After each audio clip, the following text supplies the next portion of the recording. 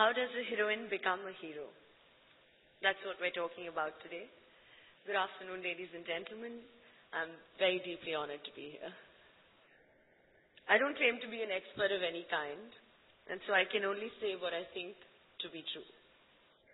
If we look back at the history of cinema in our country, one will realize that we have always produced strong women-centric films, whether it was Aurat in 1940, which was then remade as Mother India in 1957, or the very recent Vidya Balan's Dirty Picture, or my very own Madhur Bhandarkar's Heroine, in which I portray an actress. Filmmakers like Mehboob Khan, V. Shantaram, my grandfather, Raj Kapoor, have always created powerful female protagonists. But that's the artistic aspect of this debate. When we question how does a heroine become a hero, I hope we mean economically at the box office. And that is obviously a slightly tricky question. We all know art doesn't exist in a vacuum. The stories we tell, the movies we make, often reflect the culture and society that we live in. Or at least they're meant to. In my opinion, we live in very exciting times today, where demarcations, borders, distinctions that give birth to inequality and discriminations are slowly blurring, thanks to the efforts of many, including some of you. In my own fraternity, the line between art cinema and commercial cinema has ceased to exist. Films like Pan Singh Tomar get a release and recognition on par with a mainstream film.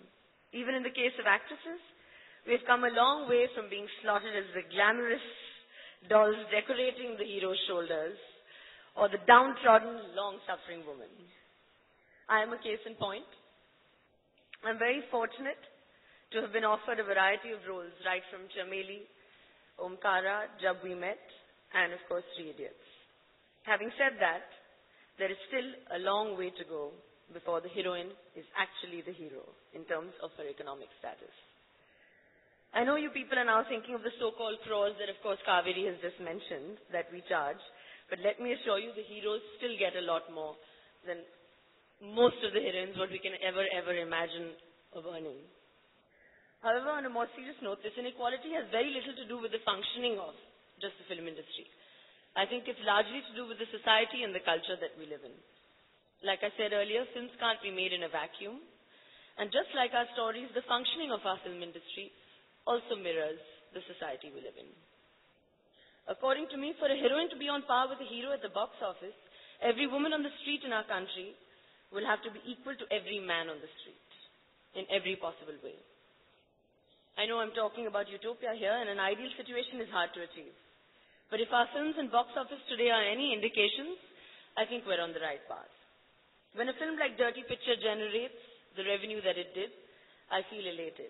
When I read the kind of scripts that are being offered to me today, I definitely feel heartened. When I hear the projected figures by trade experts of my new film, Heroine, I feel hopeful.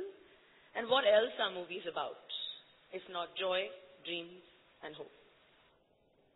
To ask the question, how does a heroine become a hero, is a dangerous one, because it implies the woman replacing the man, and it's never been about that for me. It's about being the best at what you are as a woman, like Mrs. Indira Gandhi, Meryl Streep, Arundhati Roy, Mother Teresa, and of course, the greatest woman of them all, Mother Nature. Thank you, ladies and gentlemen, for having me here.